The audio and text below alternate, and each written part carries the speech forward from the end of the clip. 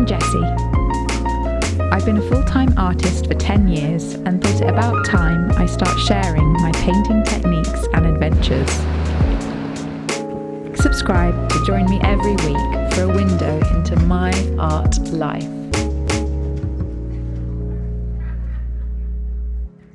Hi and welcome back to Art Life. This week we are in Woodbridge in Suffolk. And we're going to be here because this is where I've moved to. To paint seascapes and skyscapes now, so this is amazing. The problem is I don't have a studio at the moment, which is obviously very frustrating, so we need to get on that. We need to build a studio. We've already started the process a little bit, but we realise we want to share it with you, what we're doing, how we're doing it. There's different stages of building and designing and making a studio specifically for my painting, how I work as an artist. So we're going to take you back to the studio now and we'll show you where we are with it and what we've got planned for the future, and we'll share that with you in a series of videos about, you know, making my own studio. So yeah, let's get back to the studio, because the sooner we do this, the sooner I can start painting.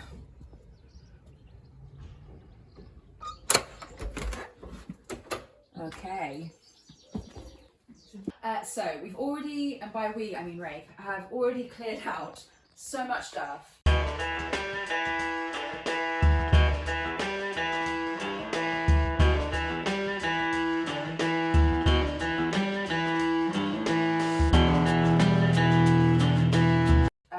We're getting new doors, I think tomorrow, and they're going to have glass in.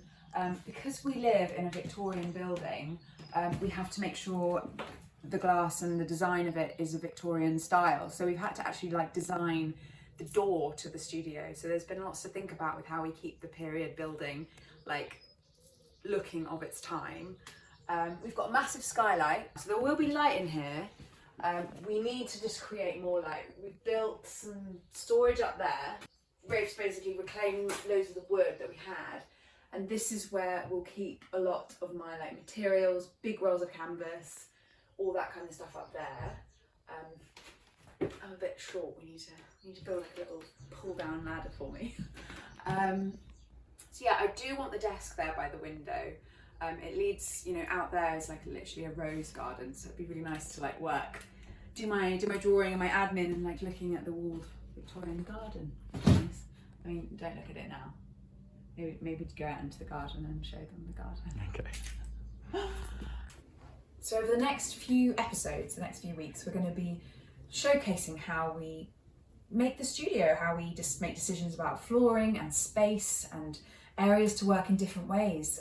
Maybe a corner for marble or pottery, or we basically want to create a space which can be versatile and adapt to whatever we need it to be, particularly for these YouTube videos now. So we want to make sure that we can do anything we like because it's all here in this room. So all the magic is going to happen here. So a desk here by the window underneath the skylight will be brilliant, because it means I can have a really bright light space to do my drawings, look out of the window when I procrastinate. Bookshelf here, we've been finding old bookshelves and upcycling them. Lots of books. I want all my research here. I want to have this corner when I walk in where I can just sit down with my cup of tea and I can think about the day and think about what I'm going to do, because I will spend most of my life probably at this window at my desk. There's a big space to step back from painting, but I'm leaning towards painting on this side. I don't know why. Maybe because the window's on the other side, so the window shines into that wall. Yeah, we're going to clad this wall because I don't like textured walls, because if I put some paper on this, you'll get the imprint of the chipboard. So clad it all, make it all really nice and smooth, paint it white, we're away. Ooh, very exciting, right here is going to be the dog here while I'm painting, working over there. I want my easel. Why do I want my easel? It's a massive easel. I don't want it too close to the storage area because the top of the easel is so tall, it needs to be able to reach into the roof. So probably easel here as well. So I feel like I'm going to be up here a lot. And then this end of the studio, I think it's going to where I exhibit some of my work. I can step back from it and I can see it, because it's really important with painting to have room to step back from it so you're not too up close. You need perspective, particularly with landscape painting. You need to be able to step back and see the kind of perspective of what you're painting. So I'll use this area for the big work, maybe small work up here. For now, I can change, it's my studio, I can do what I like. That's the beauty of it. We also wanted to share like this with you because it's literally so current.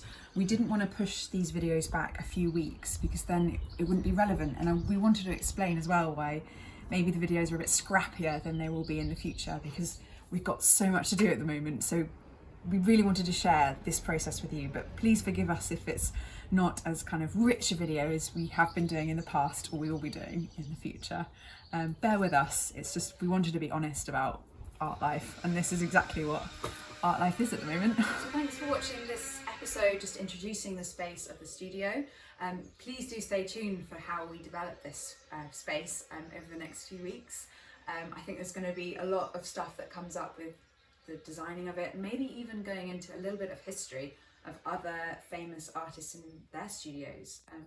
That could be quite a good subject actually. The artist studio is fascinating, and I think we're all quite nosy about art studios and the environments of what they are and how they help an artist practice. So let's go into that as well. Yeah, you can follow me actually as I do this on my Instagram, Jess Oliver Art. I haven't been posting as much because of the move, but I will be getting much better at all the snappy posting, so do follow that, or you can check out my website, jessoliver.co.uk, if you haven't already, to see more of my painting. Please like and subscribe. So I'll see you next week, and in the meantime I'm going to get started on this one. Catch you next week.